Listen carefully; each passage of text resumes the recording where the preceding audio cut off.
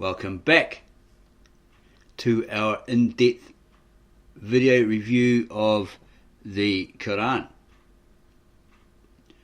In creating an in-depth review and critique of the Quran, especially in the context of our YouTube channel, is a significant undertaking. It is a significant undertaking, given the sensitivity of the topic, especially with respect to controversial issues and potential threats. It's crucial to approach it with accuracy, respect and thorough research.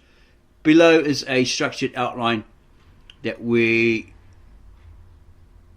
are trying to follow, a guideline for an in-depth review of the Quran, addressing many people's needs and concerns. 1. Overview of the Quran. Historical context. The Quran is the central religious text of Islam, believed to be the word of God as revealed to Muhammad. It was revealed over 23 years in the early 7th century CE. Structure. The Quran has 114 chapters, surahs, and over 6,000 verses, ayahs. It is divided into two main parts: Meccan, revealed before the migration to Medina, and Medinian, revealed after the migration. Perhaps that's meaning when Muhammad and his little but a number of followers went there, visited Medina, and saw what was going on. 2. Key themes and teachings. Monotheism. The Quran emphasizes the oneness of God, Tawhid, and rejects any form of polytheism. So there's only one God, Allah, there is no other, He has no equal. Prophethood. It acknowledges the roles of various prophets, including Adam, Noah, Abraham, Moses, and Jesus, with Muhammad being the final prophet. Ethical and moral guidelines. It provides detailed guidance on personal conduct. Our video provides detailed guidance on personal conduct, social justice, and legal matters within the religion Islam. Afterlife. It describes the concepts of heaven, Jannah, and hell, Jahannam, in the day of judgment. 3. Critiques and controversies. Violence and jihad. Some critics argue that certain verses of the Quran advocate violence, particularly in the context of jihad or struggle. Supporters claim these verses are often taken out of context and referred to historical conflicts or self-defense. Yes, we have read that it actually means holy war. Yeah? Probably against the devil or something like that, right? Not necessarily others. But that's up to you, to read of the Quran, to do the personal research and establish that fact, find the evidence that proves it evident that it's actually the opposite. It's a battle on all other human beings, religions, organized religions, Christians, etc., outside of their religion, Islam, seen in many various ways according to the Quran. So, violence and jihad. Some critics argue that certain verses of the Quran advocate violence, particularly in the context of jihad, struggle. Supporters claim these verses are often taken out of context and refer to historical conflicts or self-defense. Women's rights. Issues such as gender, equality, and the treatment of women are often debated. Critics argue that some Quranic verses can be interpreted to justify unequal treatment, while others assert that the Quran introduced progressive reforms for its time. Freedom of belief. The Quran's stance on apostasy, leaving Islam, and blasphemy is controversial, with some interpretations suggesting severe punishments. You see various YouTube videos where people have fled or quit Islam and be converted to Christianity, etc., and they're under threat of reprisal by their own family members who've paid money for others to take their life. 4. Translation and interpretation. Translation accuracy. Translating the Quran from Arabic to English can be challenging due to linguistic and cultural differences. Various translations exist, and some may interpret verses differently. Tafsir. Commentary. Islamic scholars provide interpretations, tafsir, to explain the meanings of verses. These commentaries can vary, affecting how verses are understood. 5. Imams and scholarly interpretation. Diverse opinions. Different Islamic scholars and imams may have varying interpretations of the Quran, as do many Christian theologians, evangelists, and everyday believers. This diversity can lead to different practices and beliefs within the Muslim community, as you see with the Christian community. Reformist and conservative views. Some scholars advocate for reform and reinterpretation of certain Quranic teachings, while others adhere to traditional interpretations. 6. Addressing misinformation and extremism. Extremist interpretations. Extremist groups may misuse or misinterpret Quranic verses to justify violence. Violence done via them, their violence. These interpretations are often controversial and not representative of mainstream Islamic thought. But people tend to point the bony finger of accusation at all of them, as they do with Jews. Okay? When it's a small, minor or major faction of that's doing it all. Okay? Causing all those sort of horrific problems, etc. Or doing those horrific acts. Okay, so you need to look at reputable sources, rely on those reputable scholars and Islamic institutions for accurate interpretations and context. 7. Creating a review. It's got to be a balanced perspective. So we aim to present a balanced view, acknowledging both positive aspects and criticisms, highlighting different scholarly interpretations and providing context for controversial verses. We're going to look at expert opinions. Consider interviewing Islamic scholars, both conservative and reformist, to provide diverse perspectives. Respectful presentation. Be mindful of the sensitivity of the topic, and that's what we will be, especially given the potential risks mentioned. Approaching the subject with respect for the belief of others. Okay? So we are looking at it, examining it, looking at the facts, establishing the facts as established facts, looking at the evidence that proves itself evident, and so forth, from we are human, they are human still perspective. They probably have someone way above them, way above their imams, because imams don't always know everything, yeah, but these ones at the top do, the elites, and they could pump out all this these falsities, and say, well, you better believe it, because that's what it says, when it doesn't, okay, or else they could be in that predicament, right? So they teach whatever they've been instructed to teach to their followers, who then have to repeat, teach, or parrot exactly what they say, unless they come under threat, okay, etc., etc. They may come under threat as a result of not conforming to their dictates. Practical tips. So we'll research it all thoroughly. We'll use reputable sources, including academic studies, scholarly articles, and respected translations, and we'll leave the links to those sources below this video, etc. If we can, we'll consult experts, not your garage, couch potato, soda drinking, junk food, daytime TV Muslims.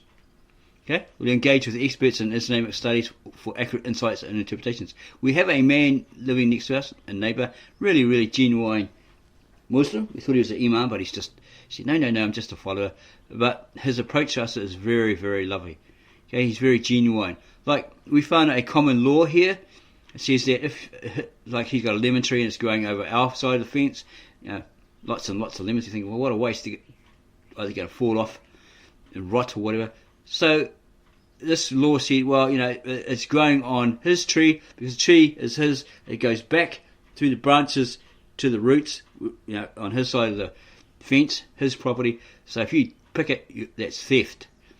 Cops really don't do much about that, but there could be somebody out there, you don't know. So you say, look, he's stealing, and ring the cops. You know, it's just a moral, ethical principle thing, you know. But it is a common law here that we came across. So we went and asked, and he said, don't worry about that. Like, you're our neighbour, you're like our brother. And what, we've never come across a Muslim that says that, like, you're a Christian, yeah,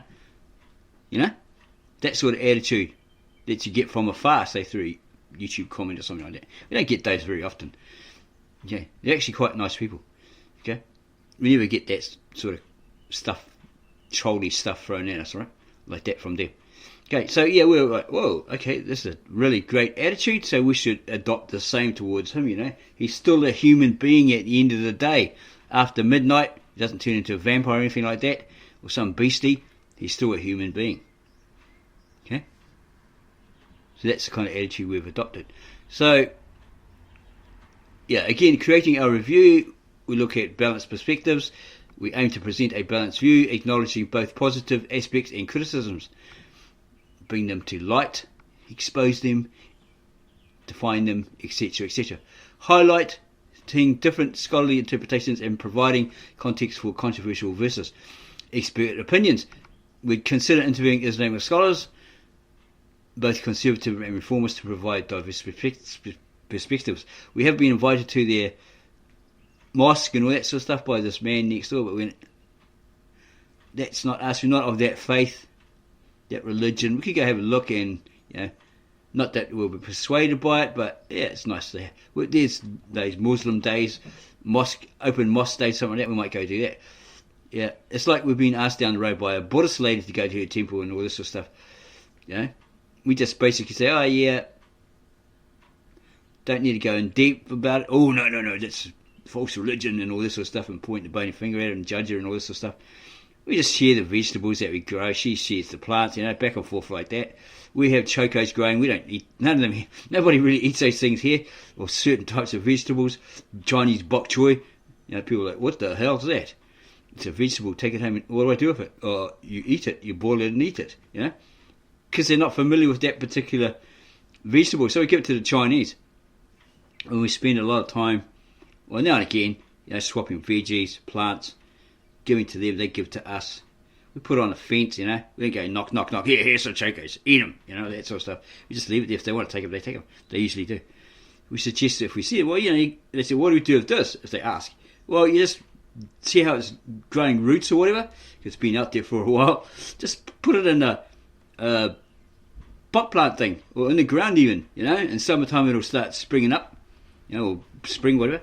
It'll start growing this big vine, because we didn't know nothing about chocos. This lady gave it to us. We thought, well, look at it. It's got these roots, these starting to grow, right? It was on the lawn, and look, it's starting to grow. So, what do? We'll go plant it, see what happens, see if we can grow a bush. And this was to stop people from jumping our fence, stealing property and stuff like that. It's a massive covering. So we're thinking of doing it on this other side of our fence, this other fence that we have, not far from the lemon tree, which stops people from climbing up the top and then climbing down, right? And then jumping the fence. Yeah, because we're trying to secure it, because we had a lot of people doing this sort of thing, right? Okay, you might know about police. They come to your front door. This is their move, right? One goes to the door, the other one sneaks around the back, so they can't run anywhere. Okay, they're coming through the back door. So we secured it up, okay, because sometimes people do silly things. The people down the road get reports that they come to our property, but they didn't. So they come around, they think they can catch you up doing something illegal, and that's their movement. That's the way they do it. One knocks on the front door, you're busy with that one. Oh, who's that? Well, the other one sneaks around the back, through your fence, open gate, and comes into the back way. So they got nowhere to run. Okay? It's their thing they do. Okay, so we will also be respectful in our presentation, being mindful of the sensitivity of the topic, especially given the potential risks, things that could happen, right? People get all upset, We'll approach the subject with respect for the belief of others. Okay, and we've got some practical tips here that we're going to research it thoroughly, use reputable sources. We've got a list of all of those, including academic studies, scholarly articles, and respected translations, so we fully understand it. So we're not judgmental. We don't know nothing about it.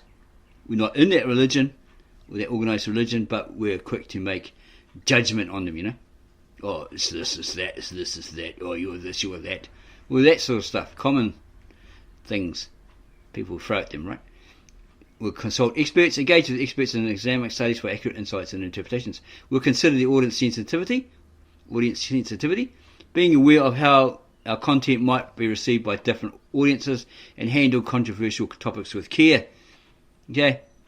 And if you need more information from us on particular verses or themes, or you can give it to us, right? Because we don't know Arabic, you can probably understand it way better than us if you're in that particular religion. Okay? The Quran, etc.